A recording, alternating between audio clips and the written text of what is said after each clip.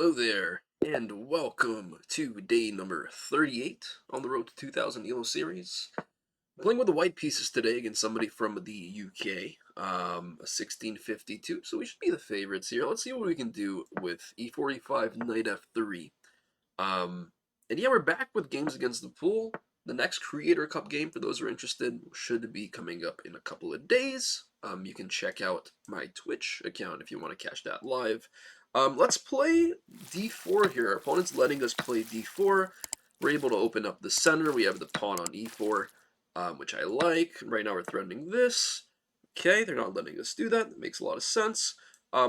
Makes sense to develop the bishop here. Think about where the knight's going to go. They might be preparing d5, although d5 is not really a move anyways just yet. But it can't really hurt to play bishop c4. They're going to be castling kingside, it looks like, so we can prepare for that sort of formation. Bishop g5 is also a move to consider, but it doesn't really do anything. They might even be able to go knight takes here, because after knight takes back, they can win the bishop. So instead, we're just going to go bishop c4. I think that checks out. Here's not a threat. Here's not a threat. It doesn't really do anything. And we're going to prepare to castle kingside as well. Keep the game steady and balanced. So I'm already out of like theory. I don't really know what are the right moves. I think it makes a lot of sense in the future to go something like bishop e3, e5, castles, queenside even maybe. So maybe we can pair a queenside castling as well. Or maybe we can try to, yeah. How about we delay castling? Let's launch some pawns. I feel like this is not always great, but it's fun. So it must be good. Here's what we do. Okay, we go here. Let's say the knight goes this way. Then bishop here seems to... No, bishop here does not win the knight. So e5, knight h5, queen g4. Seems like the knight's trapped. They kind of have to play this move. It looks interesting, but I don't want to go at it just yet. I have time. It's a rapid game. Let me think. Here also looks interesting as an idea in the future. f4 looks like it could be interesting in the future. But I think for now, can I play h4 is the question. And does h4 actually do anything? You know what? We'll try it. It can't be that bad. Words spoken before disaster, typically. But it can't be that bad, right? Okay, he's preparing d5 now. That much is very clear. Let's see if we can play bishop here now. Bishop g5 here. Or maybe this now. e5, knight here is a move. It's not a good move. I feel like I'm rusty. It feels like I haven't been playing daily anymore, even though I played classical chess. Let's go e5. I don't know if delaying castling so long is a good idea, though. It gets a little scary. Maybe bishop here instead. Bishop here, the same thing applies. Actually, no, it doesn't. Now knight takes. Let's do this. But then what if h6? h6 takes? No, doesn't look good. Should I play e5? I don't see a downside to e5. Let's play e5. Knight here. Queen here. This doesn't do anything, so I can take. Okay. Can I play a move with tempo now is the question. I don't see how. But maybe I can guard the knight's getaway square, and I can force the knight to go backwards, which looks good for us. Let's do that. So now the knight had 2 squares, and now it has no squares, so it's going to have to move backwards. Oh, wow. Wait, isn't that a blunder? Okay, wait, it's not. Here. Can't I do this, though? Takes. There must be something here. Wait, oh no, bishop takes, pawn takes. What am I talking about? Here. Pawn takes? Okay, Yeah, they realize it's a blunder. Now, do I take with my queen, my knight, or my bishop is the question. I think I'll take with my queen because it protects the light squared bishop as well. If I take with a knight, there's check ideas. I mean, it doesn't do anything, but let's take with the queen. We're also making the threat on f7 this way. There is this, which I didn't think about. It's a little annoying. But then I have this pawn for free. Maybe I should think more before I actually make my moves. Right now we're just up a piece, right? We are up a knight, which is good. We like that. I like being up a piece. It's a good thing, especially in a rapid game, because I have time to think. Let's see what they do. I'm expecting bishop e6. If rook here, then bishop e3 is very obvious. I'm offering a queen trade as well, so actually, okay. Okay. I mean, not making me think too hard here.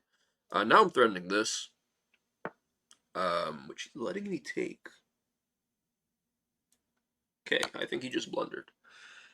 And this should be mate. Yeah. Wow. Okay. Back to the winning ways, which is good. 1737 elo. Climbing up fast. We're climbing up fast. The goal is 1800 by the end of the year, but it looks like we're going to hit 1750 within 2 weeks. I don't want to be too optimistic, but we're getting really close. Let's see exactly how this one played out in the analysis. So the game started with e4, e5, knight f3, which we like to play. After knight c6, we go knight c3, the 3 knights opening, hoping for the 4 knights scotch, typically in my case. But they played bishop e7, which is weird. I don't think that's a move. I don't think this is, a book move at all. So we just proceed with playing d4. When we're able to play d4, we like to play d4. It opens up the center. We have the piece advantage in the middle of the game. So e takes d4 is met with knight takes d4, and we trade off the knights. And this is already +2 for me, plus 1.9. Because if you look, black is just completely restrained. We have a solid pawn in the center. They can't play d5. They can't fight for the center. And they have no pieces out. So really good position for me. After a knight f6, the reason why my position was so strong is because knight f6 is also not a good developing move. It can be met with e5. And this is a very common idea.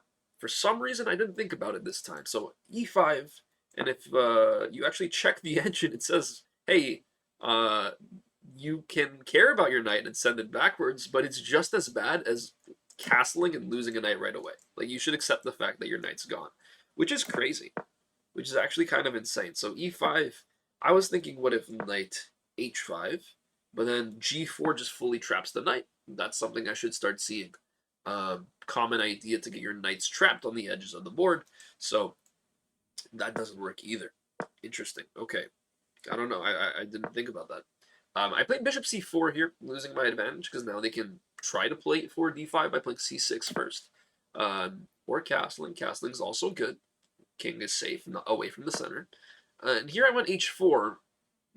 My head was like, hey, once the king is castled, I can just start an attack on it.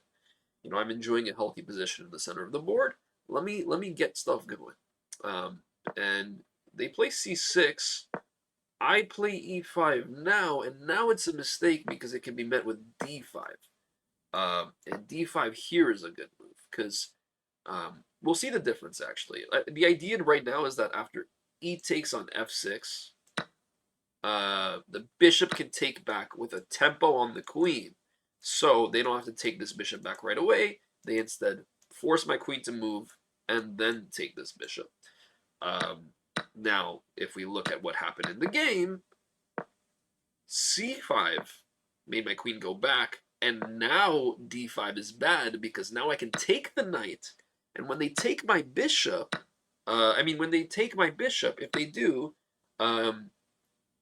it's not, sorry, I can take the knight, and when they take this pawn, it doesn't come with a tempo. It's not attacking my queen. My queen's not in the line of fire.